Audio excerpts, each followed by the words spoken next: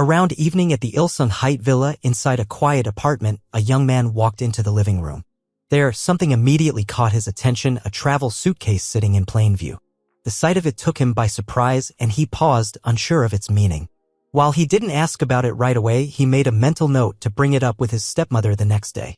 As he stood there, a thought lingered in his mind. He reflected on how people who fall into addiction often begin to lose control over their actions, and with time, they can even lose their sense of identity altogether. With that uneasy thought, he went to check on his stepmother, whom he respectfully called Ajumma. The next morning, he greeted her politely and asked if she had slept well. She acknowledged his greeting and mentioned that she had already prepared breakfast. Curious, he brought up that he had thought she was going to make curry. She responded that he had curry the day before and what she made today was also quite good. She then served him the meal with a small smile of confidence. As he began to eat, he noticed her eyes fixed on him. Her gaze made him feel slightly on edge, and though he tried to stay composed, it was difficult under her silent scrutiny. She explained that she was just watching to see if he liked the taste, but her intense stare made him nervous. He jokingly remarked that eating under that kind of pressure might give him indigestion even if he was full. After the death of his father, his stepmother, Kwon Haisu, had been left behind. Once things settled after the funeral and all the necessary arrangements were taken care of, the two of them began living together in the apartment.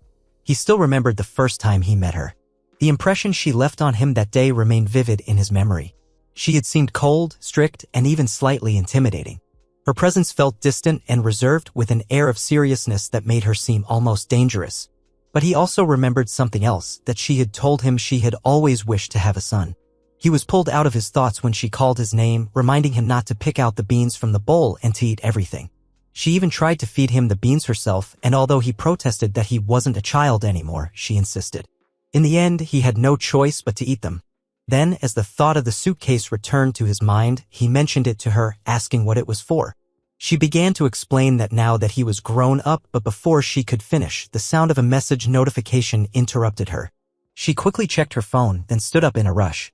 Glancing at the time, she remarked that the morning had passed by faster than she realized. She said she was already running late for work and that they could talk more when she returned home later.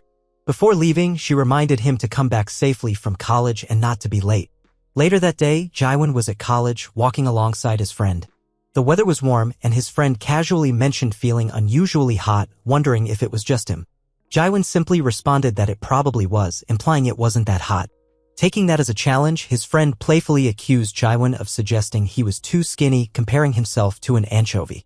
Determined to prove his point, he added that he was more muscular than Jaewon and even flexed his thin arms with exaggerated confidence, making a show of his biceps despite their clear lack of bulk.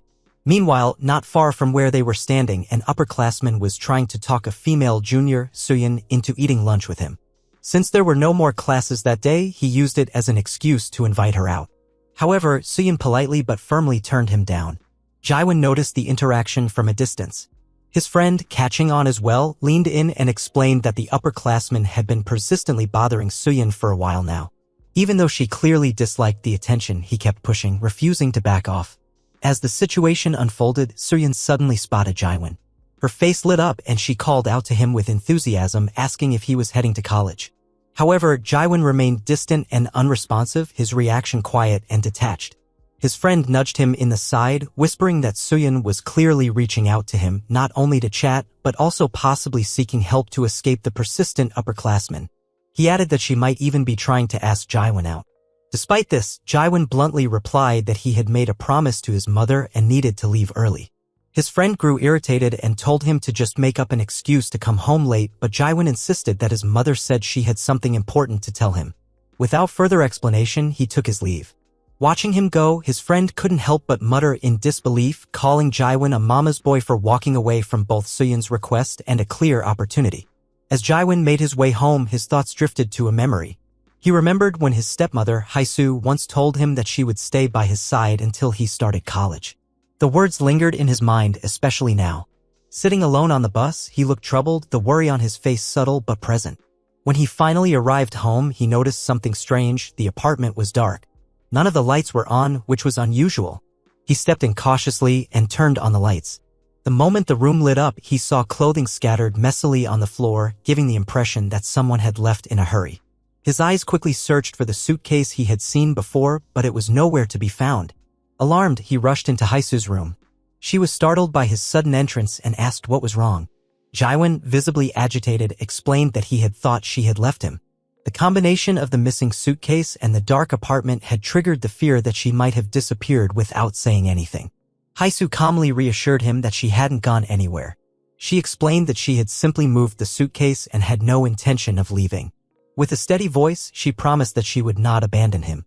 Despite her words, Jaiwon still seemed uncertain.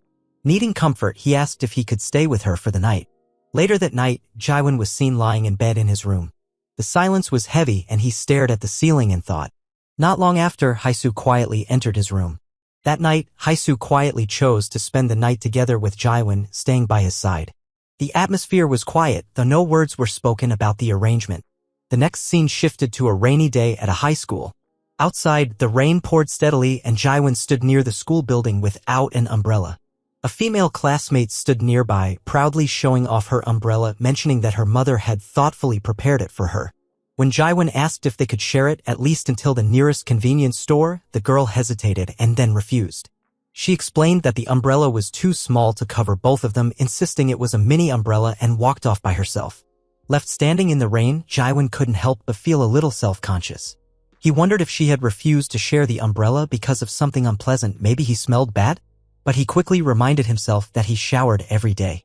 Before he could dwell on it too long, the girl turned around briefly and snapped that her refusal had nothing to do with that, then left him behind in the rain. As he stood there debating whether to wait out the rain, Jaiwon was unexpectedly surprised to see Haisu arriving. She was drenched from head to toe, clearly having rushed over without any concern for getting wet. She held up an umbrella, saying that she had realized he forgot his and came to bring it to him. She admitted that she was in such a hurry that she only brought one umbrella. Without hesitation, the two of them began walking together under the single umbrella. As they walked, she casually asked him what he would like to eat for dinner that night, making the moment feel normal despite how soaked she was. The following day, Haisu was at her workplace. She sat at her desk, her face pale and the dark circles under her eyes impossible to miss. She silently acknowledged to herself that she hadn't gotten a single minute of sleep the night before. She recalled that she had intended to leave Jaiwon's room once he fell asleep, but he had seemed tense and self-aware the entire night, preventing her from slipping away. Now she felt a growing sense of urgency. She had to find a solution, and fast. Turning to her computer, she searched online for forums and resources related to her situation. She found a thread that introduced an agency offering help in circumstances like hers and considered contacting them. Just as she was deep in thought, her subordinate, Jihu, startled her with his sudden appearance, asking if she was okay. He pointed out that she looked very pale. In response, she asked him if she really looked that bad and then quickly shut off her computer. She told Jihu she would be heading out early to meet someone and that he could leave whenever he finished his own work. Jihu agreed but quietly assumed she was just stressed out about the current project. He noted to himself that Haisu had a habit of over-worrying about work, which he considered both her flaw and her strength, something he secretly admired about her. Later, Haisu was seen sitting in a quiet corner of a coffee shop, waiting as she stirred her drink absent-mindedly. Her friend soon arrived, taking a seat across from her and immediately noticing something was off. With a knowing look, she remarked that Haisu appeared deeply troubled, specifically about a man. Haisu was taken aback and asked how her friend had figured that out. Her friend simply pointed out that it was written all over her face, clear as day. She then asked if Haisu had canceled her upcoming trip because of this mysterious man. After a brief pause, Haisu admitted that she had. Her friend, clearly surprised, commented that she always believed Haisu would be fine without having a man in her life and asked who this man was that had affected her so much. When Haisu calmly answered that it was her stepson, her friend was so shocked that she accidentally spat her drink straight into Haisu's face. Without losing her composure, Haisu gave her a cold look and said she'd let it go this time, but warned her not to do it again. Her friend quickly apologized and handed her a napkin to wipe her face, trying to compose herself before asking Haisu to explain what exactly was going on with Jaiwon. Haisu looked uncertain, admitting that she didn't even know where to begin. Eventually, she gathered her thoughts and shared everything that had happened, step by step. Her friend listened carefully, growing visibly more alarmed with each detail. When Haisu finished, her friend asked why she hadn't pushed Jaiwon away more firmly. Haisu responded that because she wasn't his biological mother, she felt it was only right to be kinder to him, perhaps more lenient than she should have been. Without another word, her friend suddenly stood up, clearly determined. She told Haisu to go home and promised she would figure something out, but insisted that Haisu must not interfere. Haisu, unsure, asked if her friend was certain she could handle it. Her friend gave a confident nod, saying she could so long as Haisu agreed to leave everything to her. With that, the two left the coffee shop together. Back at home, Jaiwon was sitting quietly when he noticed a notification on his phone. It was a message from Haisu, one that had arrived 20 minutes earlier, mentioning that her friend would be coming over. Just as he finished reading the message, he heard the sound of the door opening. Haisu and her friend stepped inside, and her friend called out cheerfully, saying that she had brought ice cream for him. Although the air was casual, there was a moment of quiet disbelief in Haisu's friend, Kyunga, when she caught sight of Jaiwon again, taller now, his features more defined, carrying the kind of composure that only time could grant. Her thoughts involuntarily drifted back to a simpler time when he was still a child tugging at her sleeve with schoolbooks in hand, hoping she'd assist him with his homework. Despite his request back then, she would always feign ignorance, insisting that she had never been the studious type and wasn't equipped to help him. Instead of offering guidance, she would often change the subject abruptly, one time diverting the conversation toward recounting her recent trip to Jeju Island, trying to charm her way out of the moment, to which he would usually brush off with a quiet determination to handle it himself. Now, standing in the present, the contrast left her momentarily stunned by how grown up he had become. His presence was no longer that of the boy who once hovered over homework assignments, but of a young man who now carried himself with ease and confidence. As Jaiwon approached, he greeted her with familiar warmth, and though it was meant to be comforting, it left her momentarily frozen. His casual comment, suggesting that nothing had changed and she looked exactly the same, was meant as a light-hearted reflection, but she sensed something deeper in his voice. Realizing her unease, he quickly attempted to dispel the tension, his tone softening as he admitted that he was simply happy to see her again. Watching the interaction unfold, Haisu couldn't help but feel a stir of unease herself. Kyunga, who had previously hinted that she might be blunt or critical when the topic of Jaiwon came up, was now behaving with an unusual gentleness. Her sudden friendliness felt out of place, bordering on performative. Unable to keep her thoughts to herself, Haisu curtly reminded Kyunga that the ice cream they had bought was beginning to melt, an indirect nudge meant to disrupt the atmosphere. Seizing the opportunity, Kyunga invited Jaiwon to join her in eating the ice cream, her voice laced with casual charm, while Haisu looked on with growing uncertainty. Despite the innocent setting, a sense of doubt lingered in her mind, gnawing quietly. Was Kyunga someone she could really trust around Jaiwon? That concern only deepened later when Kyunga found herself alone in Jaiwon's room. Casually observing the photos on his desk and shelves, snapshots of memories, frozen moments that gave away the subtle growth of his life. Her voice carried a playful curiosity as she asked whether he was currently seeing anyone. His response came without hesitation. He wasn't, and he added that he simply preferred the comfort of living with Haisu. Kyunga, never one to let a remark slide without commentary, teased that if he kept on like this, he would eventually turn into a mama's boy. Jaiwon, unbothered, simply shrugged off the remark, stating that it didn't really concern him. After all, he wasn't particularly interested in anyone else anyway. As the quiet conversation between Kyunga and Jaiwon unfolded in the room, something shifted within Kyunga. The pieces were falling into place, and she finally understood the root of Haisu's concern, the subtle, ever-deepening attachment Jaiwon held toward her. With a calm yet thoughtful tone, Kyunga began to explain to Jaiwon that it was natural, especially when young, to feel drawn to someone older. She emphasized that such feelings, though powerful, could often lead to confusion, making it hard to separate genuine connection from something idealized. But Jaiwon's response came with the firm clarity of someone who had already sorted through his emotions. He didn't seem confused. He didn't hesitate. He stated simply and directly that he felt happiest whenever he was with Haisu. That was all there was to it. It wasn't about projection or misunderstanding, it was the feeling itself that he held onto, and he had no desire to be apart from her. Kyunga was taken aback. The conviction in his voice was far from naive, it was grounded, sincere, and unshaken. At that moment, she realized that this was far more serious than she had anticipated. With this newfound urgency, she stood up and walked to the door. As she opened it, she found Haisu standing just outside, hesitating at the threshold as if unsure whether to come in. Without revealing much of the conversation, Kyunga asked Haisu to step out just for an hour and come back later. Haisu, puzzled and a little suspicious, questioned the need for such secrecy, insisting that whatever was being discussed could be done with her present. However, Kyunga was firm. She stated that Haisu's presence was distracting for the moment, giving no room for argument as she gently but purposefully closed the door behind her and turned the lock. As the lock clicked into place, Kyunga's expression shifted into one of quiet resolve. She wasn't doing this out of malice, but out of fear that if left unspoken, something precious might be lost again. She thought of the past, of the people Haisu had already lost. To Kyunga, this was her chance to step in before things spiraled beyond repair. Within the room, she turned back to Jiwon, no longer in the role of a playful friend but of someone trying to intervene. Her goal now was to challenge his certainty, not to mock or belittle it, but to put it to the test.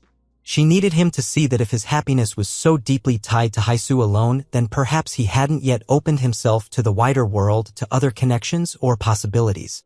In her heart, she hoped she could still redirect what felt like a dangerous path, that she could prove to him that his happiness didn't have to begin and end with just one person, even someone as important as Haisu.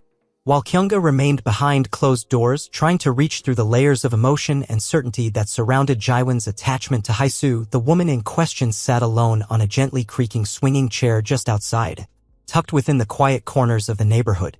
Her eyes stayed fixed on the screen of her phone, the message she had sent moments ago still visible, her contact details forwarded to the agency she had come across earlier on a forum, a decision made on impulse, driven by something she couldn't fully explain. She told herself it was simply curiosity, that there was no harm in exploring new opportunities. But as she tapped her fingers anxiously against her knee, she realized it wasn't curiosity that had driven her, it was restlessness. A strange and growing impatience was clawing at her chest, though she had no clear reason why. It wasn't like Kyunga to overstep. It wasn't like Jiwon to hide things from her. And yet, something about the locked door and the private conversation unsettled her in a way she couldn't dismiss. After a few more moments of resisting the urge, Haisu stood up from the swinging chair. She told herself that an hour must have passed already, and whatever they needed to talk about would surely be over by now. With that reasoning, she walked back toward the house, determination quiet but firm in her steps. Inside the room, Kyunga and Jiwon were finishing up a workout, one meant to test his limits, challenge his focus, and push his body and mind away from his emotional dependence. It had been more than just exercise, it was Kyunga's method of breaking through, showing him that there were other forms of happiness, other ways to feel alive. She told him not to mention what they had just done, to keep it between the two of them for now.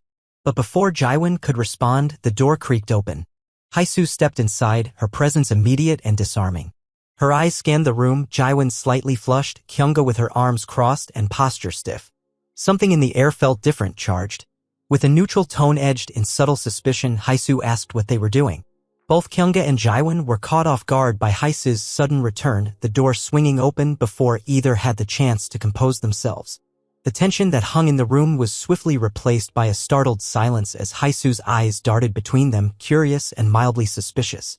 Kyunga, ever quick to regain her footing, forced a nervous smile as she searched for a believable explanation. Her gaze landed on the small puddle of melted ice cream on the table nearby, an oversight that unexpectedly came to her rescue. Feigning casualness, Kyunga pointed it out and explained that Jiwon had accidentally spilled the ice cream earlier and had to clean himself off, hence the delay and the state they were in. Picking up on her cue, Jiwon nodded and confirmed her story without adding much detail, his tone carefully neutral. Satisfied that the story held up, Kyunga quickly shifted the conversation, asking if Haisu was all right.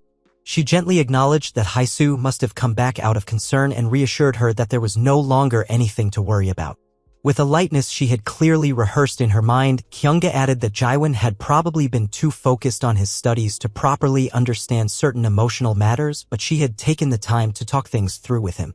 Now that he had a better grasp of things, she was confident the situation would improve going forward.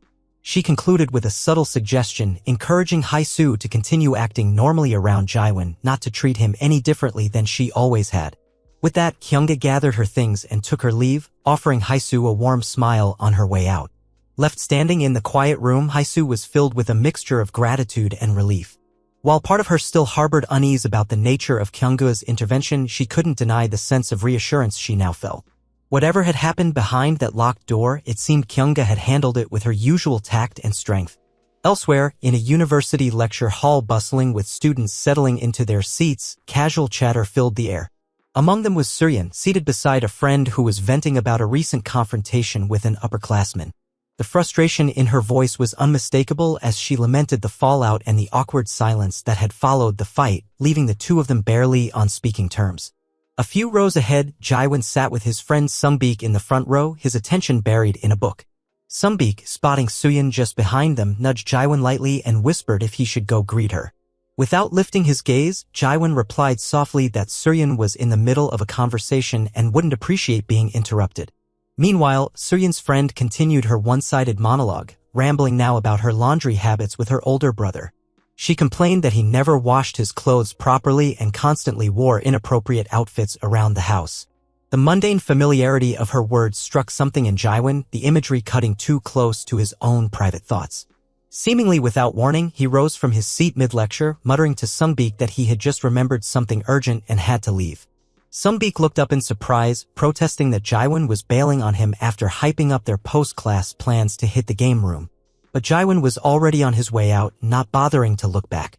As the door closed behind him, Suyin turned to Sunbeek, puzzled, and asked if Jaiwan had just left without attending the lecture. Sunbeek shrugged, still mildly annoyed, and responded that Jaiwan had said he had some urgent business to take care of. At home, Jaiwan moved about with an easy rhythm, assuming he had the place to himself. As he approached the laundry area, a mundane but necessary task in his mind, he wondered aloud if Haisu had gone out. Seeing that the laundry was still unattended, a faint sense of relief crossed his face. He was glad to have gotten there first. Glancing over the pile, he muttered to himself about how surprised he still was that women seemed to dislike laundry to such an extent, a thought clearly influenced by past experiences and perhaps the conversation from the lecture earlier. However, his sense of calm was abruptly shattered by the sudden sound of someone behind him. Turning quickly, his eyes widened as he saw Haisu standing just a few steps away. She had been there all along. Haisu, unfazed by his surprise, smiled gently and explained that she had come home early because she wanted to have dinner with him. She mentioned she was planning to make curry his favorite and asked if that would be okay. Caught off guard but visibly pleased, Jaiwan responded that it was fine, adding that he would come over after he finished the laundry. Later that evening, Haisu sat quietly in her room, her thoughts unsettled. The moment in the laundry room replayed in her mind, not because of what was said, but because of what she sensed beneath the surface. Something in Jaiwan's reaction, in his behavior, continued to gnaw at her. As she sat there, her phone buzzed beside her. Reaching for it, she saw that it was a message from the agency she had contacted earlier through an anonymous forum. The message was concise but direct. They had seen her post and believed they understood what she was dealing with. They expressed a willingness to help and provided further details for a meeting. Haisu stared at the screen, her fingers trembling slightly as she considered the implications. She wondered whether this agency could truly help unravel the complicated feelings and blurred boundaries surrounding Jaiwan. Was it naive to hope for a solution through strangers? By the next morning, she found herself behind the wheel of her car, heading toward the address she had been given. Her grip on the steering wheel was firm, her expression unreadable. Doubt lingered. Was this a reckless move or a necessary step forward? Despite not knowing exactly what to expect, she had no better alternatives, and for now that was enough. Eventually, the tall facade of Grand Haight came into view. The building stood polished and imposing, its reputation preceding it. As Haisu approached the entrance of the room, a quiet uncertainty settled over her.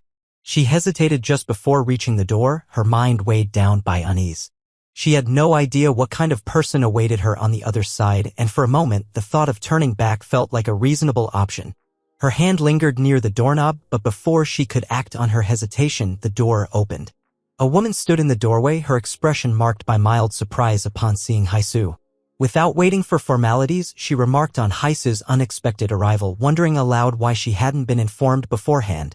Haisu, still processing the shift in atmosphere, quietly stated that she had just arrived. With a casual wave, the woman invited her in. Even as she stepped inside, Haisu's apprehension did not subside. She glanced around and hesitated by the threshold, voicing her concern about whether it was really all right for them to speak there. The woman, however, responded with a dry reassurance, saying she had no intention of harming her and again gestured for her to come in. Reluctantly, Haisu followed and took a seat on the sofa. As they settled into the quiet room's quiet, the woman poured them drinks, mentioning that she had thought it would be difficult to have a proper conversation outside, so she had arranged this private setting instead. Without delay, Haisu brought up the reason for her visit. She reminded the woman of her claim that there was supposedly a solution to the problem weighing on her. The woman responded calmly, explaining that many people had come to her with similar concerns and that, despite how overwhelming the issue might have seemed at first, it had actually been surprisingly easy to resolve. She hinted that the answer was just within reach and gestured toward a nearby room, suggesting Haisu take a look. Something about the suggestion made Haisu pause. A faint sense of unease crept into her chest, and though she couldn't shake the bad feeling, she reminded herself of her purpose. This was for Jaiwon. Drawing in a breath, she opened the door. What met her eyes, however, was entirely unexpected. A workout session was in progress inside the room. Disbelief flickered across her face. Without uttering a word, she backed away and promptly left, her steps swift and resolute. This was not what she had come for, and certainly not what she had envisioned for Jaiwon. By the time evening fell, a heavy rain blanketed the city. Back at the apartment, Jaiwon was quietly tending to the laundry indoors, carefully spreading out the damp clothes. The sound of a sudden thud interrupted the rhythm of his work, drawing his attention toward the hallway.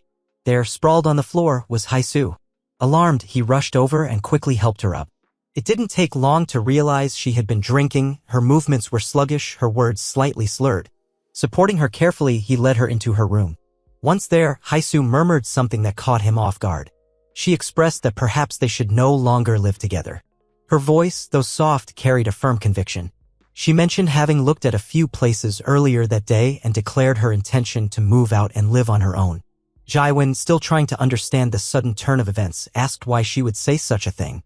Her response was quiet, filled with guilt. She confessed that their living arrangement may have held him back, that because they were always together, he no longer seemed interested in connecting with anyone else. She feared she had unintentionally ruined his chance at something more. Later that same night, Jaiwon found himself outside Kyunga's apartment. The rain hadn't let up, soaking him as he stood at her door.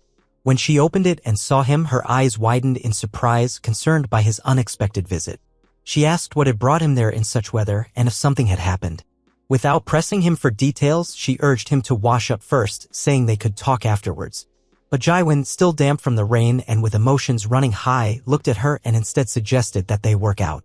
Kyunga stood frozen for a moment, startled by the unusual request. Her instinct was to remind him that she was Haesoo's friend, that there were boundaries she shouldn't cross.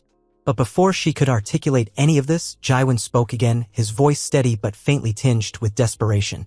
He told her he was fully aware of her connection to Haesoo, that it was precisely why he had come. In his mind, she was the only person he could think of at that moment, someone who might understand the situation even partially and offer the kind of support he couldn't find elsewhere. Still met with silence, Jaiwon took a step back, realizing he may have overstepped. He apologized quietly for showing up so late, his posture already turning toward the door. But before he could leave, Kyunga stopped him. She asked where he thought he was going at such a late hour, especially with the rain pouring down outside. Her tone softened as she told him to wash up first, assuring him that she would wait. Later, alone in her room, Kyunga sat on the edge of her bed, her thoughts restless. She replayed his words over and over in her mind. Something had clearly happened, something that had shaken him enough to come to her. She couldn't help but reflect on her own actions, how she had spoken to Haesoo recently, whether her frustration had been misplaced, or whether it had been her gesture of support for Jaiwon the other day that had tangled her further into this complicated web. She wasn't sure how she had ended up here, caught between them, but now that she was, the weight of it began to press down on her. When Jaiwon returned, freshly showered and changed, she looked at him and quietly said that she understood. His expression, the tremble just beneath his calm surface, told her everything. He didn't look well, he looked tired, unmoored, shaken in a way she hadn't seen before. She admitted that after what happened the last time, she felt partially responsible too. Without saying more, she stood up, prepared herself, and together they began the workout session. After they finish a workout session, Kyunga was glad that it's over and was about to go wash up, but Jaiwon claims that he wants them to do another session of workout, which she was surprised by. She tries to explain that it's hard to do 2 workout sessions in a row, but Jaiwon claims that it's okay, as he even felt more energetic than before, to which they proceed to another session of workout. As the workout session wound down and the tension in the room gradually eased, with a hint of hesitation but a growing sense of familiarity, she remarked that he actually looked better without his glasses, asking if he had ever considered not wearing them. The comment, casual on the surface, carried with it a quiet curiosity, perhaps even an unexpected tenderness that neither of them acknowledged directly. By the following morning, Haesoo lay motionless on her bed, the weight of last night's memories surfacing in fragmented flashes. Her words, heavy with finality and emotion, played back in her head. For a moment, she opened her eyes abruptly, uncertain whether it had all been real or just a strange dream born of exhaustion and drink. But as the clarity of morning settled in, the truth followed with it. Meanwhile, Jaiwon was already on his way home, the cool morning air brushing against his skin. He felt lighter, as though the burden he had been carrying had briefly loosened its grip. When he entered the apartment, he was surprised to see Haisu already up. She looked at him, her tone casual as she asked if he was just getting back from school. He hesitated, then mentioned that he had thought it was a public holiday, only to realize too late that he had forgotten. Haisu, unfazed, smiled faintly and said it was all right, she had taken the day off as well. In the kitchen, she busied herself with preparing breakfast. As she stirred the pot, a quiet thought crossed her mind. Human beings are such delusional creatures. From across the room, Jaiwan looked at her, sensing an odd peace in the moment and telling himself that maybe things really were getting better. But as soon as the thought formed, he felt a quiet alarm. That kind of thinking, he knew, was often the most dangerous because it was when one believed things were fine that the cracks started spreading unnoticed. Haisu called out to him from the stove, saying the stew was almost ready and asking if she should wait for him to finish his rice before serving it. He responded with a simple yes, trying to match her normalcy. Yet beneath that surface, his thoughts were tangled. He had assumed that everything would improve after the emotional release he experienced with Kyunga, but instead, he found his mind even more clouded. The sense of freedom he had gained had only made him more aware of the tensions around him and inside himself. He stared off, lost in thought, until Haisu's voice cut through the haze. She looked surprised and delighted, noting that he had eaten all the beans. He quickly replied that they were delicious, to which she smiled brightly, saying he seemed more like an adult now. The lightness in her tone was genuine, and she followed it by mentioning her plans to do a deep cleaning of the apartment for the first time in a while. She asked if he would help her, and he agreed without hesitation. Together, they moved through the apartment, cleaning side by side. Yet even as he dusted and swept, Jaiwan's focus drifted. His movements were mechanical, his mind caught in a quiet tug-of-war. He realized with growing concern that if this dissonance continued, it would eventually become a serious problem. He needed something to re-anchor himself, perhaps a new focus or shared tasks that required more than just surface cooperation. Haisu interrupted his thoughts again, this time handing him a piece of dirty cloth and asking if he could wash it. He took it in his hands, his pulse quickening slightly. The simplicity of the task somehow made him nervous, and he couldn't shake the feeling that the day might still hold unexpected turns. He quietly wondered if he would be able to make it through without anything slipping out of place. As Jaiwan paused mid-motion, visibly flustered, Haisu glanced at him curiously, asking what was wrong. He quickly brushed it off, claiming he had only been wondering if there was anything else he could help with. Without waiting for a response, he took the damp cloth and excused himself, promising to be right back. Left alone for a moment, Haisu tilted her head slightly, puzzled. She couldn't quite place it, but something about the way he was acting struck her as unusual. Her hand subconsciously brushed across her face as she wondered if there might be something on it, something out of place that was making him behave so nervously. In the bathroom, Jaiwan stood over the sink, watching the cloth soak in the cold water. He let out a slow, quiet breath, frustrated with himself. These were the moments that always threw him off, simple, ordinary moments that somehow felt too close, too fragile. He knew he needed to clear his head and stay focused. Just concentrate on the task like always. That was all he had to do. He returned and handed the cloth back to her, asking in a more composed tone if there was anything else she needed him to do. Haisu, casually taking the cloth, remarked that it had been a while since she last cleaned the floor, and there was quite a bit of dust buildup underneath. Jaiwan nodded, though inwardly he felt his focus slipping again. He caught himself and gave his head a slight shake, forcing the thoughts away. He then offered to clean the bathroom instead, telling himself it was best to put some distance between them, just for now. But even with his attempt to avoid proximity, the nature of their task didn't allow for much separation. Cleaning, as mundane as it was, required them to cross paths frequently, handing each other tools, adjusting furniture, or navigating tight corners. Despite his efforts to stay detached, there were numerous small moments when he had no choice but to assist her, lifting boxes or holding things steady. Each time she thanked him, her tone casual and sincere, he found himself more unsettled. It was a precarious balance, and he could feel himself inching closer to his limits. By the time the sun dipped below the horizon, the apartment gleamed. The air was still, quiet, and tinged with the golden hue of evening. Jaiwan slumped into a chair, his back aching slightly, and remarked with genuine disbelief how exhausting it had been just to clean the place. Haisu chuckled and thanked him warmly for all his help, her expression relaxed and cheerful. She then asked if he wanted to shower first, but he declined, telling her to go ahead and wash up first. For a moment, he allowed himself a quiet sigh of relief. The cleaning was done, and it had gone well, more or less. Just as he began to think the ordeal was over, Haisu turned back to him, her tone light but tired. She mentioned that her shoulders were sore from the effort and asked if he could help massage them. Caught off guard, Jaiwan hesitated. Still, without a word, he moved behind her and began to press gently at her shoulders. His hands were careful, unsure. Though he tried to stay calm, his heart betrayed him with every flustered breath. Haesu, still seated on the floor, let out a soft sigh of relief and smiled faintly, thanking Jaiwon for the massage. With a tired yet genuine expression, she remarked how glad she was to have him around, how comforting it was, simply having him there with her. The words barely settled in the air when Jaiwon suddenly stood up. Without turning to face her, he told her not to ask him for something like that again. His voice was quiet but firm, layered with restraint. He explained that it was difficult for him, too difficult, and because of that, he didn't like it. Before she could say anything in return, he added that he was going out to meet a friend and walked out, leaving Haesu stunned by his abruptness and unsure of what had just gone wrong. Later that evening, Jaiwon was seen at Kyunga's apartment. The room was dimly lit, the television screen casting soft shadows as it played a segment from a fashion program.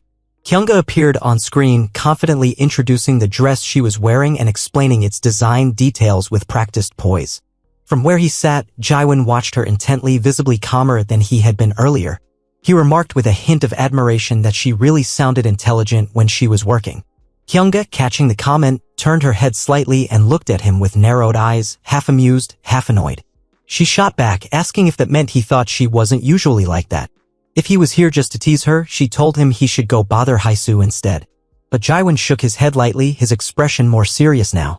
He explained that, at least for the time being, he needed to maintain some distance from Haesu. Curious and slightly concerned, Kyunga asked what was going on.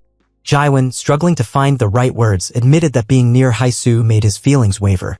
The honesty of his confession caught her off guard, and to her own surprise, she found herself a little excited by his vulnerability. With a light chuckle, she teased that she might actually have a knack for parenting after all. Still, she reminded him that Haesu might worry if he just disappeared, so he should avoid leaving without saying anything. Jaiwon nodded in understanding and said he had originally planned to ask his seniors or friends if they could let him stay over for a while. However, it quickly became clear that he had misread Kyunga's earlier words. She had only intended to offer him a place to rest temporarily, but not necessarily as a long-term refuge. Still, seeing his earnestness, she decided to play along at least for the night and told him to remember the passcode to her door just in case he ever needed it. A few days later, within the sleek confines of a meeting room, Jihu stood confidently at the front, guiding the team through a detailed presentation on a new business proposal. His voice carried the weight of professionalism, but amidst the attentive nods and scribbled notes, Haesu appeared visibly detached. Though seated upright with her notepad open, her eyes kept flickering toward her phone screen, betraying the pretense of engagement. Her thoughts drifted elsewhere, specifically to the lingering silence from Jaiwon, whose absence had grown more conspicuous with each passing day. The sudden distance he had placed between them was beginning to feel deliberate, and as the moments ticked by, she quietly questioned whether she had unknowingly made a mistake that drove him away. Just then, her phone buzzed, lighting up with Jaiwon's name on the screen. With barely concealed urgency, she rose from her seat, offering a brief apology under the guise of an important call that demanded her immediate attention, promising to return shortly. However, upon answering, it was not Jaiwon's voice she heard but that of Sungbik, who politely introduced himself as Jaiwon's friend. He explained that Jaiwon had asked him to call in his stead as he was tied up in a project meeting and would be running late. Haesu, hiding her surprise, acknowledged the message with a neutral tone, noting how Jaiwon seemed to be increasingly preoccupied these days. Elsewhere, far removed from any meeting, Jaiwon was seen casually chatting with a fellow student with no sign of urgency. As Sungbik handed him back his phone, he couldn't help but comment on Jaiwon's recent aloofness, jokingly accusing him of having had a fallout with his mother, especially unusual given Jaiwon's typically affectionate mama's boy persona. Jaiwon, maintaining his composure, dismissed the notion, insisting that his mind was simply overloaded with work. Still, a hint of unease clung to his words as he admitted that certain matters, though mostly resolved, continued to weigh on him. In an effort to lighten the mood, he suggested they go out for a drink, which caught Sungbik off guard, more so when Jaiwon casually mentioned the possibility of inviting a girl to join them. Later that evening, the setting shifted to a lively bar filled with the low hum of music and the clinking of glasses. Sungbik sat at a corner table, his curiosity piqued as Suryan arrived, her presence drawing an excited reaction from him. Just behind her came a friend, someone Sungbik had never seen before, prompting him to nudge Jaiwon with a half-whispered question about the unfamiliar woman. Jaiwon, appearing nonchalant, simply stated that he had made an open invitation in the group chat and hadn't kept track of who might actually show up.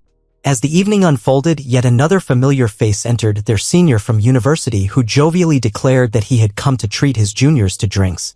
Without hesitation, he pulled up a chair and made himself part of the gathering. Amidst the growing crowd, the overlapping conversations, and the laughter spilling over the table, Sungbeek leaned back slightly, scanning the scene in bewilderment.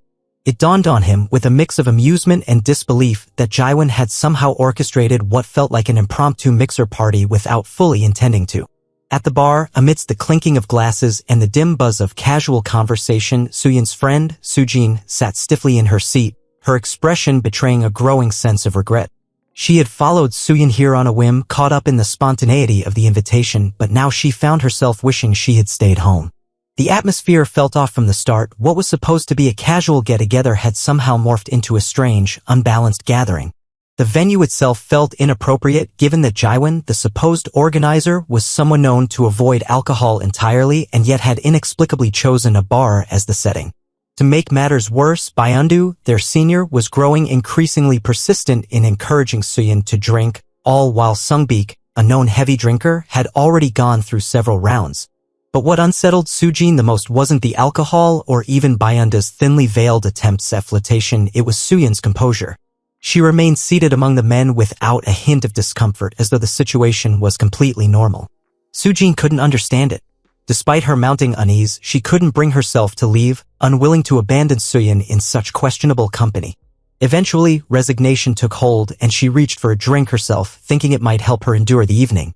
Not long after, Byunda noticed her taking a sip and seized the moment to suggest they play a game together rather than sit around drinking in silence. His tone was light, but Sujin saw through it instantly. Her response came sharp and clear. She told him outright that she understood exactly what he was trying to do and that she would be keeping a close watch on him. Byundu, slightly taken aback, quickly tried to brush off her suspicions, insisting that his only goal was to ensure the juniors had a good time. Just then, Jiwon chimed in, stating that he too wanted to play, his energy drawing Suyin's interest as well, who agreed with a surprising eagerness. Sujin stared at them both, momentarily stunned by their sudden enthusiasm, wondering if she was the only one in the group who couldn't find anything enjoyable about the gathering. Around them, empty bottles continued to accumulate, forming a small collection at the edge of the table. Amid the laughter, Byunda made a casual remark that Sungbeek had once again lost the game and with a smirk questioned whether he had ever actually understood how to play. When Sungbeek looked visibly drunk, Byunda turned to Jiwon and asked him to take the other man outside for a moment to sober up. Jiwon leaned in and offered to take Sungbeek's drink if he couldn't manage it, but Sungbeek stubbornly shook his head and downed it himself. Byundu, visibly annoyed by the repetitive outcome, muttered that it wasn't any fun if the same people kept getting caught. To liven things up, he asked a question that triggered a slurred, nonsensical answer from Sungbeek, prompting an exasperated Byundu to swat him lightly on the head and demand that he pull himself together. Recognizing the situation was spiraling, Jiwon helped Sungbeek out of the bar for some air. Outside, the night air did little to sober Sungbeek, who swayed slightly as he turned to Jiwon with an apologetic look. He asked if he had ruined the mood and confessed that he always became awkward and tongue-tied around women, feeling like his presence was nothing but a letdown. Jiwon, however, was quick to reassure him, saying that he had actually enjoyed himself and that Sungbeek's clumsy joke had genuinely made him laugh. As they stood there, a taxi pulled up to the curb. Sungbeek watched as Jiwon climbed in, murmured something unintelligible, and disappeared into the night. Not long after, Jiwon arrived at a quiet apartment, the light from the hallway spilling softly across the floor. Inside, Kyunga was asleep on the couch, her phone clutched loosely in her hand as though she had drifted off while waiting. For a moment, Jiwon hesitated, debating whether to wake her or carry her to her bedroom. Meanwhile, back at her apartment, Haisu sat on the edge of her bed, phone in hand, her fingers hesitating over the screen as she tried once again to call Jiwon. The line didn't go through, just as it hadn't the last few times. A quiet frustration began to build in her chest, but more than that, a growing sense of unease. Jiwon had been unusually late every day for the past week, and tonight he hadn't come back at all. It was unlike him. He was never the type to stay out without notice, never the kind to leave someone wondering. She stared at the screen in silence, her thoughts spiraling as she questioned whether something might have happened, or worse, if something had already begun to change between them. Her thoughts returned to earlier in the week, to a moment that hadn't sat right with her. They had been cleaning the house together, an ordinary enough activity, but she had sensed something different in him, a kind of distance, quiet but unmistakable. He hadn't spoken much, his responses brief, his eyes often elsewhere. At the time, she had brushed it off as fatigue, but now it came back to her with unsettling clarity. And then, like a puzzle piece slipping into place, she remembered the dream, or what she thought was a dream, where she had told Jaiwon she was thinking of moving out and living alone. It dawned on her that it hadn't been a dream at all. She had actually said those words out loud. She didn't know what compelled her to say it or if she meant it fully, but now she feared he had taken it seriously and that perhaps it had created a quiet wall between them. Elsewhere, Jaiwon stood in the small, cluttered living room of Kyungga's apartment, his body stiff with hesitation as he considered doing a bit of working out. Turning slightly, he saw Kyungga shifting awake on the couch, her eyes half open as she slowly sat up, still drowsy from sleep. Her voice was barely above a whisper edged with confusion as she looked at him and asked what he was doing. Jaiwon, caught off guard, stiffened with surprise, unsure of what to say, the moments suspended between them in the dim light of the quiet apartment. Kyungga, having regained her composure after waking up to find Jaiwon moving around in the dark, gave him a light scolding, telling him to stop fooling around and not to disturb her rest like that again.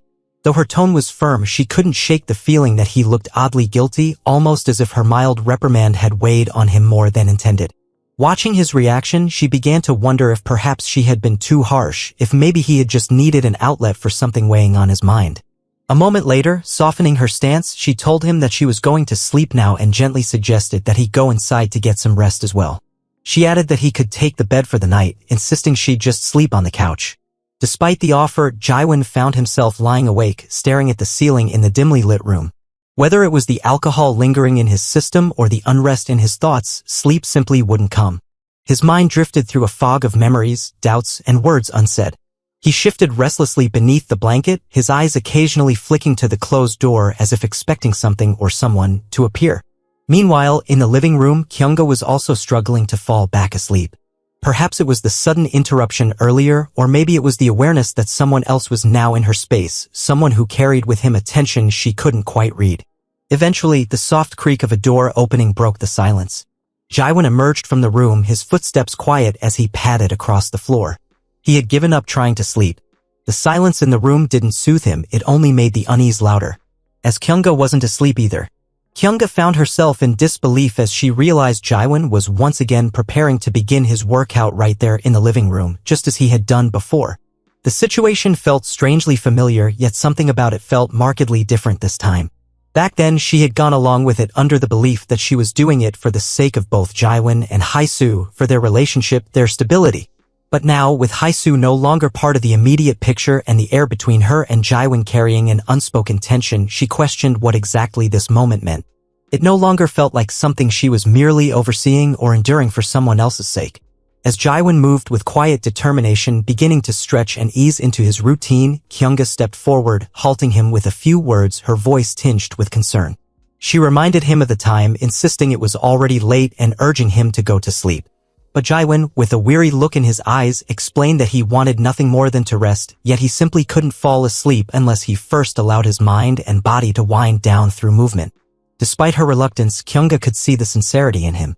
He wasn't doing this out of restlessness or whim. He was trying, in his own quiet way, to calm something unresolved within himself. And so, when he insisted on continuing, even inviting her to join him slightly just to get through it, she found herself unable to turn him away. She hesitated at first, but eventually let the moment unfold. As the workout began between them, Kyungga's thoughts drifted once more to Haesoo. A pang of guilt stirred in her chest, realizing how easily these private, late-night moments could be misinterpreted and how hard it would be to explain them if taken at face value. Still, she told herself that this wasn't about anything else. This was about helping Jaiwon find a bit of peace, about allowing him the chance to sleep. Kyungga had been patiently enduring Jaiwon's relentless energy for a while, observing how immersed he was in what he was doing. It became increasingly clear that he had no intention of stopping anytime soon. She knew she had a full day ahead at work, and the thought of showing up sleep-deprived was far from appealing. With this in mind, she made it a point to draw his attention, gently reminding him of the time and urging him, albeit with some firmness, to bring his enthusiastic efforts to a close. She allowed him to continue with his workout session. Time passed slowly but surely. Eventually, as the early morning hues began to stretch across the sky, Jaiwon reached a point of contentment and finally brought his workout session to a halt. Sensing the brief silence that followed, Kyungga took the opportunity to pull herself together. She rose, preparing mentally and physically for the day ahead, intending to start breakfast and get herself ready for work. But just as she thought the moment of peace had arrived, she became aware of Jaiwon's lingering presence and his undiminished eagerness. Despite her subtle attempts to dissuade him, urging him to let her go about her morning routine, Jaiwon seemed deaf to her reluctance and continued pressing forward, driven by the same stubborn energy that had carried him through the night. Kyunga, now more exasperated than surprised, was about to protest more seriously when the unexpected sound of the doorbell echoed through the apartment. Seeing an opportunity for temporary escape, she quickly announced her intent to answer the door, assuming it was the delivery she had scheduled. Reluctantly, Jaiwon stepped aside just enough to let her walk away, though he remained physically close, still pursuing her attention even as she moved to the entrance. As she opened the door, with Jaiwon unyieldingly hovering behind her, a creeping sense of anxiety surged through her. The possibility of someone seeing them in such an awkward and compromising situation flashed through her mind. Before she could fully brace herself, she heard her name being called out with unmistakable familiarity. The voice belonged to none other than Haisu. Suyin was at home that morning, preparing to step out when an unexpected encounter in the living room caused her to pause. As she descended the hallway and entered the room, she was surprised to see her father seated there. His presence was unusual at that hour, considering his typically early departure for work. The surprise on her face was mirrored by the subtle disapproval in his eyes as he regarded her with a stern expression that carried unspoken expectations. He observed her appearance and, sensing her sluggish demeanor, commented on her seemingly late start to the day. Inwardly, she wondered why he had not already left for the newsroom where his demanding responsibilities as a seasoned journalist usually kept him occupied from the early hours. The brief silence between them was quickly filled by a more probing inquiry from him as he shifted the conversation toward the events of the previous night. With a careful tone, he questioned her about her late return home, subtly masking his concern behind a veil of paternal authority. Suyin, unwilling to delve into specifics, gave a vague explanation about spending time with friends. Her father, however, was not easily convinced. Years of investigative reporting had sharpened his instincts, and he could tell from her hesitance that she was not being entirely truthful. His suspicion grew, and he voiced his belief that she had instead been with a man. She didn't offer a rebuttal, and her silence only seemed to confirm his assumptions. With a deep sigh, her father shifted from interrogation to caution. He revealed that troubling rumors had begun to circulate, whispers about her behavior that could easily gain traction if given attention. As the election season loomed near, tensions in their household had grown, not just because of political fervor, but because of the delicate nature of his profession. His investigative work, particularly aimed at uncovering damaging truths about rival candidates, required a careful public image both for himself and his family. The mere possibility of scandal, even if born from exaggeration, could be weaponized in the volatile world of media and politics. It was with this in mind that he urged her to remain inconspicuous, to avoid doing anything that might draw unnecessary attention. He stressed the importance of maintaining a quiet and composed presence, likening it to that of a mouse, silent, cautious, and unseen. Until the elections concluded or until she eventually married and moved into a place of her own, he insisted that she refrain from indulging in any of the behaviors that, in his view, brought her the wrong kind of attention. At that moment, Suyin could no longer endure the weight of her father's words. The pressure, the criticism, the relentless need to fit into the quiet mold he had crafted for her, each sentence had settled like lead on her chest. Without another glance at him, she turned on her heel and bolted up the stairs, retreating to the only place where she still felt she had a sliver of control, her room. Once inside, she shut the door behind her with a trembling hand as though trying to seal herself off from the world beyond. She began to frantically search through her drawers and shelves until she found her old journal and a pen, the same tools she often turned to when she needed to translate emotion into something tangible. Without pausing, she sat down and began scribbling, listing every action her father had forbidden her to do, each one marked like a crime on a record she didn't remember signing. But the truth was, the more she tried to suppress those impulses, the more suffocated she became, as though each act of obedience slowly drained the oxygen from her lungs. Despite the vastness of the mansion they lived in, with its marble floors and sprawling corridors, she now felt like a ghost wandering through a place where she could never truly be unseen. It became clear that the size of the house only amplified her father's watchful presence. So, she began hiding in the smallest corner she could find, a space not big enough to stretch her limbs, but somehow large enough to hold her thoughts. There, hunched over with pen to paper, she wrote as if the ink itself could create a door. And as she scribbled through her haze of frustration and yearning, a name surfaced in her mind, Jaiwon. The moment he appeared in her thoughts, everything she'd been trying to suppress collapsed inwards. Her focus fractured, and the clarity she had while writing was suddenly replaced with a storm of emotion. She couldn't think straight anymore. Elsewhere, in the early stillness of morning at Kyungwa's house, Hae-soo had shown up unannounced. She arrived with an apologetic expression, explaining that she had something weighing on her mind, something important enough to bring her there on her way to work. Hoping not to intrude too much, she politely asked if she could come inside so they could talk in private. Unbeknownst to her, Jaewon was still inside the house. Upon hearing Hae-soo's familiar voice from the doorway, he froze where he stood. A sudden tension ran through him, and instead of stepping back or making his presence known, he instinctively moved behind Kyungga, gripping her gently but tightly, hoping that his body would stay hidden in the narrow sliver of space she occupied. He clung to her like a child caught doing something forbidden, desperate not to be seen. As Hae-soo received no answer, she spoke again, noting her limited time and expressing her wish to speak with Kyungga as soon as possible. At that point, Kyungga carefully leaned her head out through the barely opened door and informed Hae-soo that now was not a good time. From Kyungga's appearance and demeanor, Hae-soo quickly gathered that nothing was seriously wrong. Relieved yet embarrassed by her impulsive visit, she apologized for coming without warning. She told Kyungga she would come back another time, then turned to leave. Once the door was shut again, a wave of relief swept through Jaewon. He exhaled, thankful that they had narrowly avoided an uncomfortable discovery. Without saying much, he made his way toward the bedroom, intending to get dressed. Kyungga stood quietly for a moment, surprised by the sudden shift in him. His casual attitude, his lack of remorse for what had just nearly occurred, left her stunned. He moved as though nothing had happened, as if there were no emotional weight to their closeness or near exposure. He simply went about his business, explaining with a calm detachment that Hae-soo's tone earlier suggested she might be concerned about him, and so he planned to return home and reach out to her. Later that night, Jaewon returned to Hae-soo's apartment and, after a long day, quietly retreated to the guest room where he now sometimes stayed. As sleep finally began to pull him under, the door creaked open softly. Without knocking or announcing herself, Hae-soo stepped into the dimly lit room. Without Jaewon's knowledge, Hae-soo had joined him for a workout, moving alongside him in the same space, and she allowed herself the quiet thrill of being near him while remaining unnoticed. The following day, as she arrived at work, a subtle shift in her composure became evident. She struggled to maintain focus on even the simplest tasks, her mind drifting off into thoughts she couldn't name, much less explain. She became easily distracted, her eyes often fixed on nothing in particular, and even when her name was called, she would fail to respond until someone physically tapped her shoulder. Only then would she return to the present, startled, offering hurried apologies for her delayed reaction. One such moment occurred when she was informed that the director had been calling for her. Quickly regaining her composure, she apologized for the oversight and with a respectful nod followed the director as he led her to his office.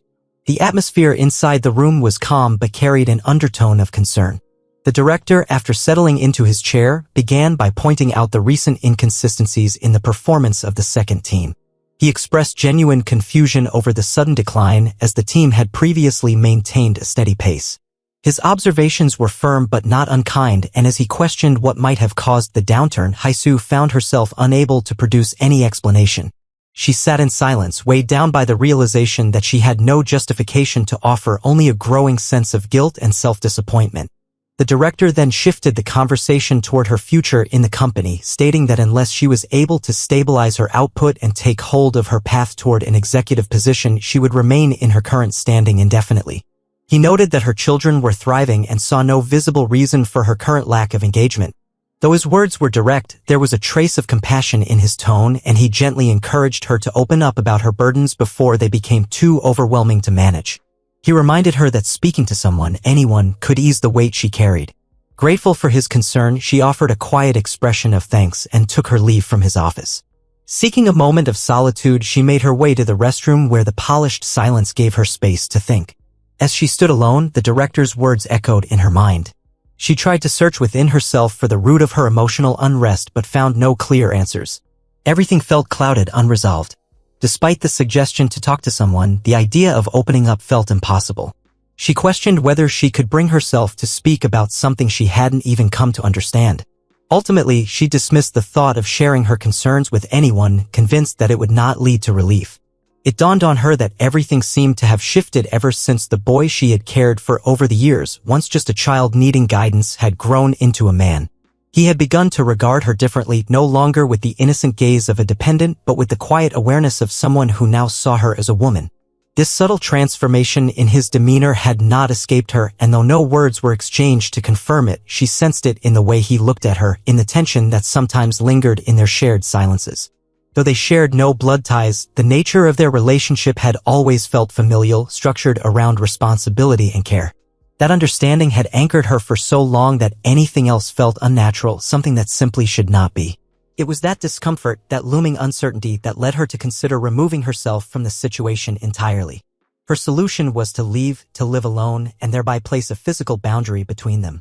In a moment of unintended honesty, she had let that plan slip in front of Jaiwon, along with other things she hadn't meant to say. Ever since that incident, she had noticed a growing distance in Jaiwon. He had started spending more time outside the house, often returning late, and gradually began to stay out overnight with vague explanations. What startled her even more was how he had begun to correct her, small things at first, spoken with a coolness she had never heard in his voice before. The gentle, obedient boy she had once known seemed to be slipping away, replaced by someone she was no longer sure she understood. This emotional confusion only deepened her sense of isolation.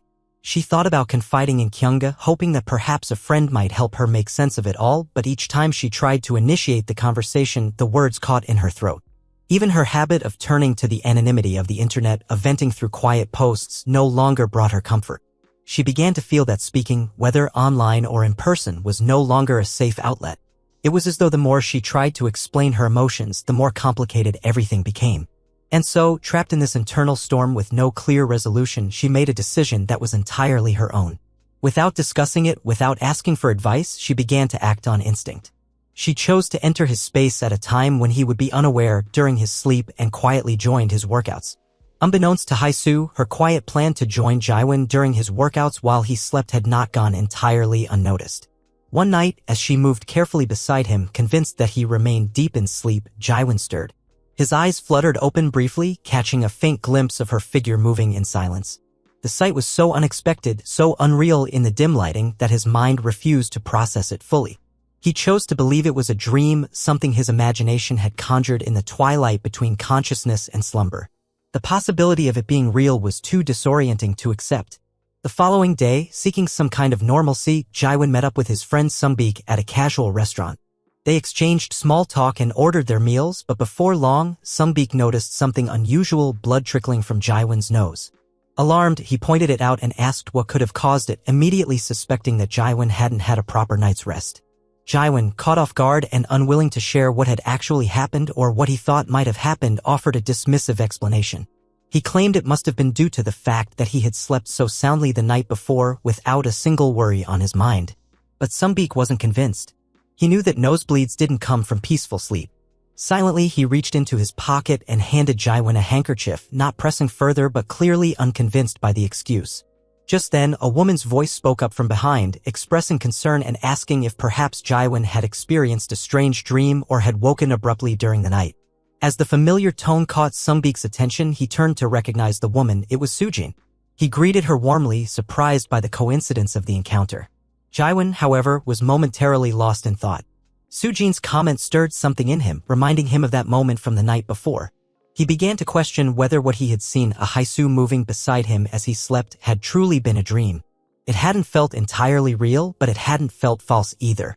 Perhaps, he thought, her presence had entered his dream without her knowing, or maybe she had really been there and his body had responded in confusion. Soojin, now seated at their table with her tray of food, continued the conversation with a curious tone. She advised Jaiwon to stay awake for as long as possible and only allow himself to sleep when exhaustion overtook him completely, as that sometimes helped ward off some dreams or unsettling experiences. At her suggestion, Jaiwon hesitantly asked if doing so would prevent the dreams altogether. It was an innocent enough question, but his voice carried a hint of anxiety. Hearing his question, Soojin's expression shifted slightly, her interest deepening. She hadn't expected him to admit to having strange dreams. There was something in his tone that made her pause, as though the dreams he spoke of weren't ordinary. A subtle silence passed between them as Soojin realized that whatever Jaiwon was experiencing at night wasn't as simple as he made it seem. While Jaewon sat quietly beside Soojin and Sungbik at the restaurant table, Sungbik found himself growing increasingly unsettled, not because of anything Jaewon had said, but rather because of how naturally Soojin had slipped into conversation with Jaewon. The ease with which they spoke, the casual tone and quick familiarity, gnawed at him. Unable to hold it in any longer, Sungbik bluntly questioned why Soojin had even chosen to join their table when the restaurant had so many vacant seats. His voice wasn't raised, but it carried an unmistakable edge. In response, Soojin brushed it off lightly, explaining that she had no one else to eat with since Suyeon wasn't around. She insisted on sitting with them, asking Sungbik to tolerate her presence for the time being. Then, catching a flicker of his discomfort, she turned to him again, half joking but half serious, and asked if her presence was making him uncomfortable. Rather than retreat, she simply told him to adjust, as if her joining them was something inevitable. All the while, Jaewon remained quiet. His thoughts had drifted elsewhere. Despite Soojin's words earlier in the day, or perhaps because of them, he found himself preoccupied with what might await him that night. He hoped that by following her advice, staying awake as long as possible until sleep came upon him suddenly, he might avoid another strange and disorienting experience. He didn't want to wake with more unexplained feelings or worse, signs of something he couldn't understand. And that night, when Jaewon returned home, he followed through with the plan. He kept himself awake well into the late hours, resisting the pull of sleep with everything he had. His body grew heavier, his eyes burned with fatigue, and every sound in the quiet house became amplified. Finally, once he had truly reached his limit, he allowed himself to lie down. He tried to clear his mind, hoping that this time he would simply drift off into a peaceful, undisturbed rest. But just as his eyelids began to close and the quiet began to settle around him, something shifted. A soft glow flickered across the room, a pale light, faint but noticeable. It caught Jaewon's attention immediately because he was sure that the lights had been switched off before he lay down. The house was dark, silent, and still. Yet here was this glimmer, an intrusion into the space. Not long after, he became aware of something else, the distinct sense that someone was approaching. Slow, deliberate steps made their way toward his room. It couldn't have been anyone else. Only Haesoo was home, and she was supposed to be sleeping. No one else had a key. The realization sent a ripple of unease through him, not out of fear, but confusion. Was he dreaming already? Had sleep come so quickly that he hadn't noticed the transition? Or was he still awake, trapped between consciousness and dream, and the sensations this time felt too vivid, too coherent? He could feel the blanket against his skin, the cool air on his face, the faint hum of night. Everything was real, painfully real. So real, in fact, that he began to doubt the possibility that this was a dream at all. With a quiet breath and slow movement, he forced his eyes open, bracing himself for whatever he might see. What met his gaze, however, was not a figment of sleep nor an illusion. It was Haesoo. She had entered his room. Jaewon eventually came to the realization that what he was experiencing was not a dream. The clarity of that moment struck him with disbelief, particularly when he found himself confronted with the startling truth that Haesoo was actively engaging in a workout routine alongside him. The strangeness of the situation left him uncertain of how to respond. He wrestled with the urge to speak, torn between revealing his awareness and maintaining the illusion of sleep, hoping perhaps that the moment would pass on its own. As the workout intensified and with no other choice, he opened his eyes. In doing so, he instantly knew that Haesoo must have noticed he was awake. Feeling overwhelmed by the unexpected moment, he attempted to bring it to a halt by asking her to stop. However, Haesoo remained resolute in her actions, undeterred by his words. She continued the session until its natural conclusion, leaving Jaewon stunned. It had never occurred to him that she would take such bold initiative without hesitation. Afterwards, she settled beside him and he slowly rose to a sitting position on the bed. He voiced his disapproval. Yet Haesoo refused to relent, calmly asserting her intention to continue regardless of his reaction.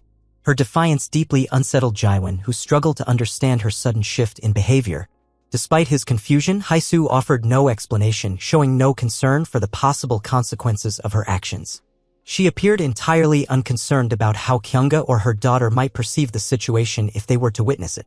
Her attitude suggested a complete disregard for the boundaries they had previously respected. Jaewon, attempting to appeal to reason, expressed that her choice to perform such activities while he was asleep felt intrusive. However, Haesoo responded with a surprising boldness, indicating that if his preference was for her to engage him while he was fully awake, then she was more than willing to do so. Her reply left Jaewon speechless, unable to process how such a casual remark could carry such weight, especially coming from someone he once believed to be more reserved and rule-bound. The following morning brought further astonishment. Haisu, staying true to her word, initiated the workout again, this time in the early hours of the day.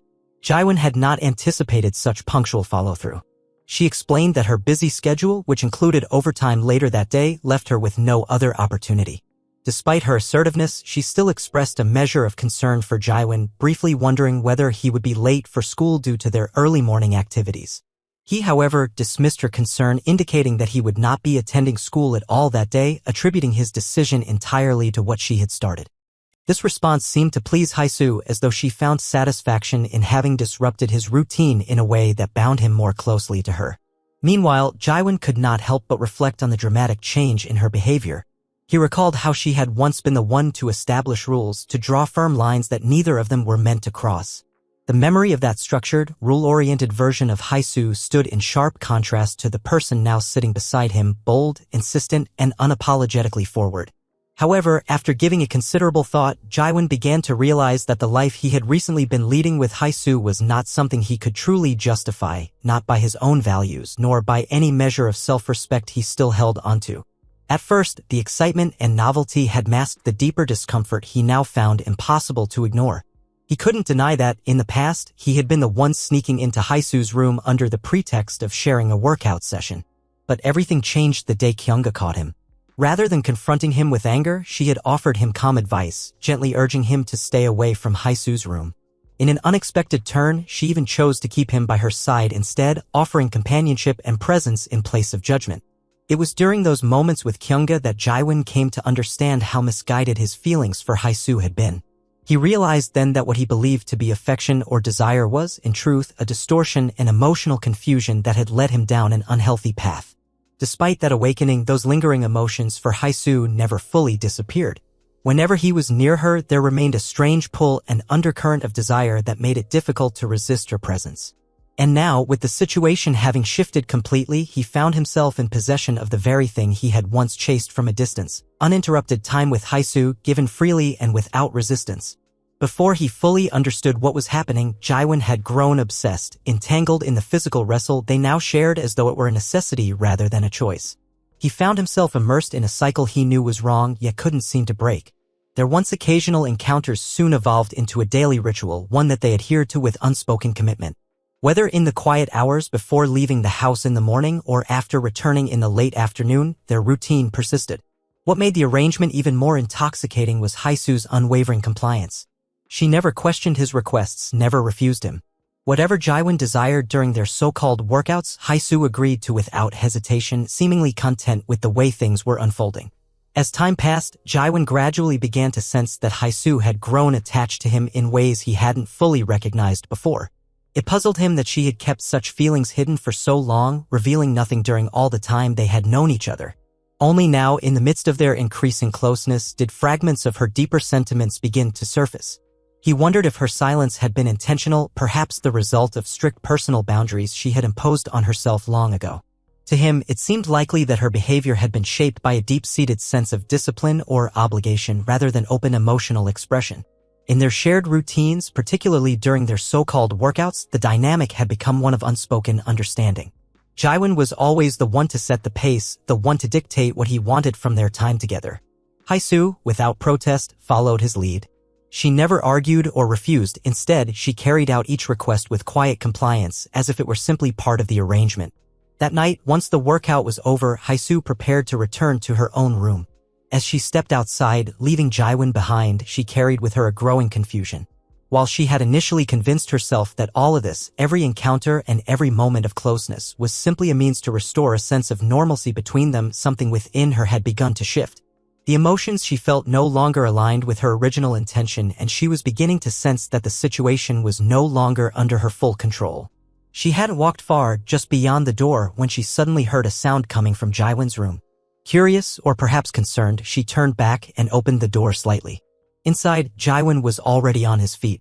He told her that he was planning to step out for a moment, but when he came out and saw her standing there, he reached for her gently, holding her as if he were preparing to initiate another session. But Haisu quickly reminded him of the agreement she had set, that they would only engage in such activity once per day. She remained firm in that stance, reiterating that it was not possible to continue. Jaiwon, however, challenged her reasoning. With a slight grin and a tone half serious, half teasing, he pointed out that it was already past midnight, technically making it a new day, and therefore fair game to resume. He added that he wanted to confirm something with her, something personal, and insisted she give him an honest answer. Yet, in that moment, Haisu could not fully grasp what he was getting at. He asked Haisu how she truly felt whenever they were together, hoping she would finally speak from her heart. But Haisu, caught off guard by such a sudden and personal question, found herself unable to offer a clear answer. She didn't know what to say, not because the emotions weren't there, but because she wasn't ready to admit them. At the same time, while asking her that question, Jaiwan was already preparing to initiate another round of their familiar routine, subtly drawing her back into the same closeness they shared. Deep down, Jaiwan suspected that Haisu was merely pretending, acting as if what they were doing meant nothing more than a temporary arrangement. But he could feel it, the hesitation in her movements, the moments when her gaze lingered longer than necessary, and the emotional pauses that hinted at something deeper. He wanted the truth from her, not just an agreement to participate, but an honest acknowledgement of how she truly felt. Eventually, after a moment of silence weighed heavy between them, Haisu admitted that she had been afraid. What haunted her wasn't the guilt or shame, but the fear that if she rejected him or distanced herself, something between them would be lost forever.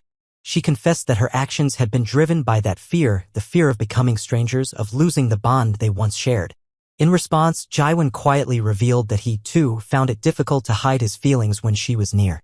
Whenever they were close, something in him stirred, something he couldn't ignore or suppress, no matter how hard he tried. Wanting to dig deeper into her contradictions, Jaiwan brought up the words she had told him in the past, how she had justified her actions as being guided by rules and self-imposed promises.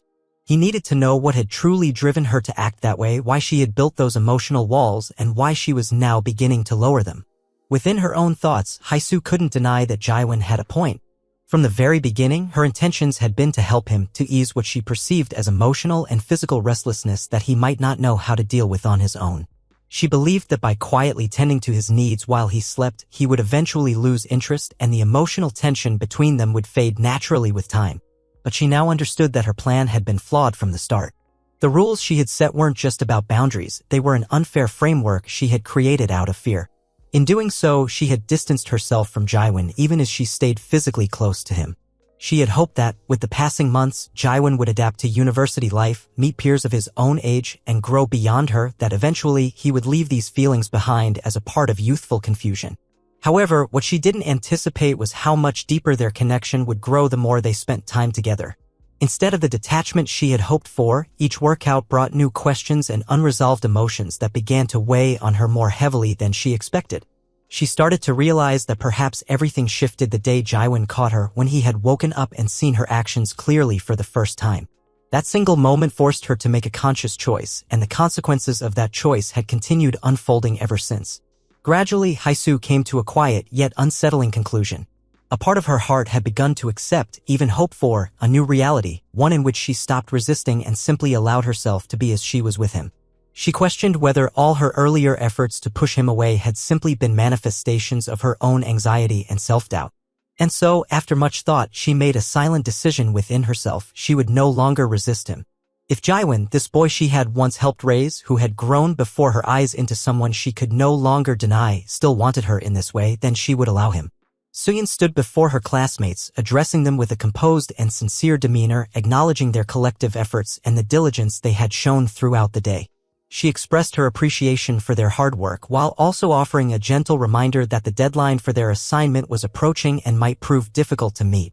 As she shifted her attention to Sujin, she made an effort to check in with her regarding the group project, inquiring whether Sujin was managing well with her assigned team. However, Sujin's uncertainty was evident. She seemed discontent with the group dynamics, particularly disliking both the team leader's approach and the general attitude of the other members. Despite the academic concerns at hand, Sujin's mind began drifting elsewhere. She confessed that she had originally planned to maintain a light meal that day, intending to have a simple salad, but the accumulated stress had altered her appetite, stirring within her a sudden craving for something sweet. Caught between frustration and fatigue, she turned back to Suryan, implying that she was hoping they could head out together to find a place that might satisfy her craving. Before any response could be offered, Suryan was interrupted by the sound of her name being called from behind. Turning around, she saw Jaiwan approaching, prompting her to pause and wait as he made his way over. Once he reached her, Jaiwan conveyed that he had something on his mind, something he was curious about and wanted her to explain. Without much preamble, he directed a rather unexpected inquiry at her, asking about the kind of guys she found appealing. The question came without warning and drew immediate attention. Those around them halted their activities and turned to watch, momentarily stunned by the sudden shift in the atmosphere. Even Haesu, who was usually composed, seemed taken aback by Jaewon's boldness and sought to confirm whether he was truly serious. Jaewon, however, appeared unfazed, stating that he had asked Suyeon specifically because of her popularity and the assumption that her opinion might carry weight. As Suyeon became aware of the many gazes fixed upon them, discomfort settled in. The setting no longer felt appropriate for such a personal discussion, so she proposed that they relocate to continue their conversation privately. Jaewon accepted the suggestion and the two of them made their way out of the gathering. Their departure left the group in mild confusion, uncertain of what had just transpired. Sujin, in particular, felt a sense of abandonment, unsure of who might now accompany her to quell her sugar cravings. Suyeon and Jaewon walked together down the corridor in silence. Suyeon had expected him to initiate some form of conversation along the way, perhaps to clarify the question he had asked or to lighten the mood, but he remained quiet, his thoughts seemingly elsewhere. The lack of explanation left Suyeon mildly puzzled, though she refrained from pressing him immediately. Eventually, they reached a small restaurant, and without much deliberation, Jaewon ordered an ice cream for himself, which he began eating with visible enjoyment while Suyeon quietly observed him from across the table. The silence lingered until Suyeon finally took the initiative to address the matter. She calmly asked Jaewon why he had posed such a personal question earlier, curious about the intention behind it. Jaewon, while maintaining his usual composure, explained that his curiosity stemmed from a desire to understand what kind of boys girls typically liked. It was not because he was interested in dating someone at the moment, but rather because he wanted to explore whether spending time with someone his age might shift his current feelings.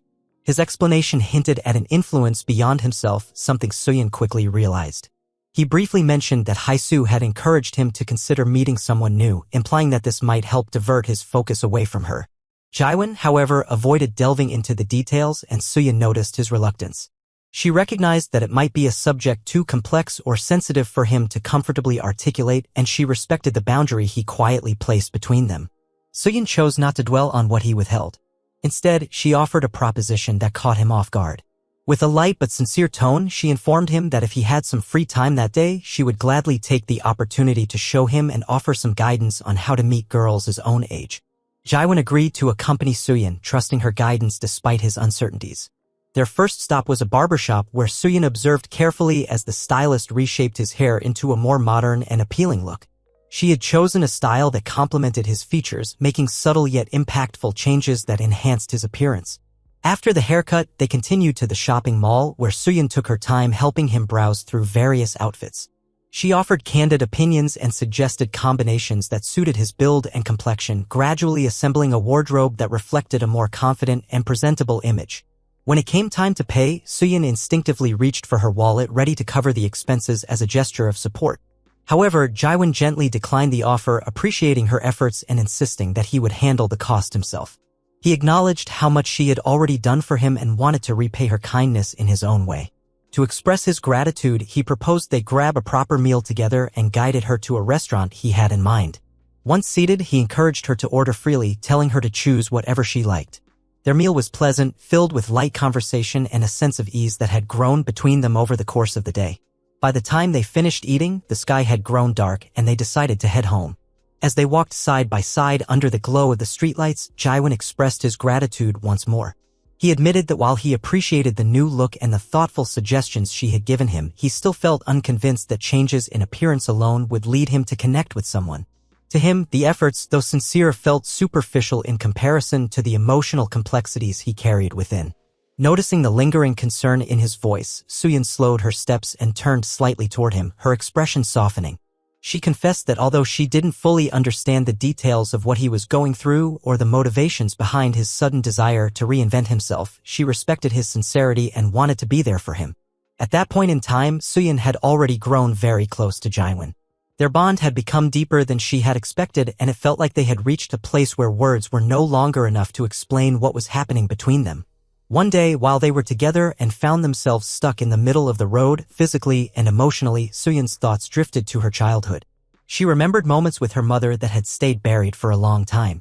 She also recalled a time when her father had caught her writing inappropriate things and how disappointed and angry he had been, making her feel deeply ashamed of herself. Even after that moment passed, Suyin continued to say the same thing to Jaewon again and again, that he could use her whenever he wanted, that she would be fine with it no matter what.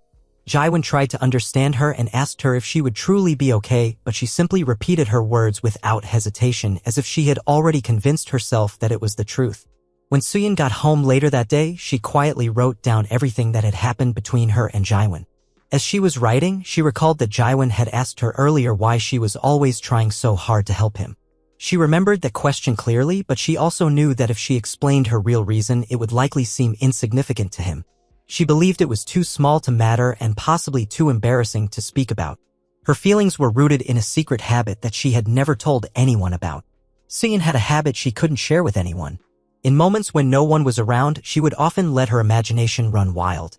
She would write about things that weren't real, stories and scenes that felt like fantasies or even delusions. And in those moments of quiet daydreaming, she felt a kind of strange happiness, something that came from being alone, unseen, and free to think whatever she wanted. She remembered a specific day when she had been writing one of those stories and a friend had suddenly walked into the room. The friend tried to peek at what she was writing, but Suyin quickly shut her book and hid it, not wanting anyone to see the words she had written. Even when her friend, Sujin, insisted on seeing it, Suyin gently pushed her to go outside with her instead. She placed the journal inside a locker and left with Sujin. Later, when Suyin returned to retrieve the book, it was no longer there. She was confused and anxious, wondering what had happened to it. Just then, Jaewon walked into the classroom and pulled out a book from his bag. He asked if that was the one she had been looking for. It was in that moment, through the name written inside the journal, that Jaewon learned Suyin's name for the first time. She rushed over and asked him if he had read what was inside. Jaewon calmly told her he hadn't, that he had only picked it up to keep it safe from others. Still, Suyin wasn't convinced. She found it hard to believe he hadn't opened it. Her mind was filled with worry that he might have seen her strange writing. She begged him not to tell anyone about what was inside, explaining how important it was to her that it remained a secret. Jaewon reassured her, saying that he genuinely had not read it. He told her he didn't like when others gossiped about his private matters either, and that he respected other people's secrets. After that, he handed the journal back to her and told her his name. That day stayed with Suyin. It was the first time she had met someone who didn't try to look into other people's business, who respected her space. From that day on, whenever she wrote her stories, she gave the name of her protagonist as Han Jaewon. Back in the present, when Jaewon returned home, Haisu was waiting for him. She had been worried because it was already late. She looked relieved when she saw him walk in, but she still let him know that he had gotten home much later than expected. Jaewon explained casually that he had been out with friends. Haisu then noticed that his haircut was different and asked him about it. He confirmed it and asked her if it looked okay. She told him it did and reminded him to go take a bath. Jaewon agreed, but first said he needed to send a message to let his friend know he had arrived safely. The following day, Suyin invited Jaewon over to her place. When he arrived, they spent some time going through comic books together, flipping through the pages and sharing light moments. But after a while, Suyin's mind began to drift. She found herself staring at Jaewon's face more than paying attention to the comics. Jaewon noticed her gaze and became curious, asking her why she was looking at him like that. Suyin eventually admitted that she didn't invite him over just to read comics. Before Jaewon fully realized what was happening, Suyin had already begun making small but intentional moves to initiate a workout session with him. She seemed to do it so naturally, as if it were something completely casual between them. However, Jaewon quickly grew uncomfortable. He looked around and noticed that there were still a few people nearby, and the thought of them watching made him uneasy. It felt strange to him, being seen like that with Suyin in such a situation, so he stopped her halfway, politely asking her to hold off. In response, Suyin didn't seem bothered. Instead, she pointed out something to Jaewon. She told him to look at the other side, just beyond the clear glass that separated their space from the next. Jaewon turned and looked where she directed. To his surprise, he saw a couple working out together, clearly comfortable and not minding who might be watching them. Suyin explained that on weekdays it was quite common to see couples doing similar things in that facility. She calmly added that there weren't even that many people present at that moment, and even when there were, no one really paid close attention to what others were doing. It was simply not something people fixated on. Still, Suyin was careful with her words. She quickly added that her explanation wasn't meant to make it seem like she had brought anyone else there before. She wanted Jaewon to understand clearly that this wasn't something she had done with others in the past. In fact, she said she had only come to that place because of him, just for him. Hearing this left Jaiwan speechless. He couldn't understand why someone like Suyin, who was well known at school and frequently received confessions from many boys, would go out of her way to do all this just for him. But Suyin didn't care about any of that. She didn't care about how many people liked her or how often she was approached. Those things meant little to her. What truly mattered to her in that moment was something simpler and much more personal, what Jaiwan thought about her. That was what she wanted to know. She admitted it honestly, telling him that his opinion was the only one she was curious about. At that point, Suyin noticed the stunned look on Jaiwan's face. He seemed caught off guard, as though he hadn't expected any of this. So she asked him whether he was nervous. But Jaiwan couldn't even give a proper answer. He was too overwhelmed. At Haisu's office, one of her colleagues had approached her desk and casually asked if she would be working overtime again that day. To his surprise, Haisu responded that she planned to stop work early for once. The colleague, whose name was Jiho, was visibly pleased with her answer. He mentioned that he had noticed how much she had been pushing herself lately and gently reminded her that while work is important, health should never be overlooked.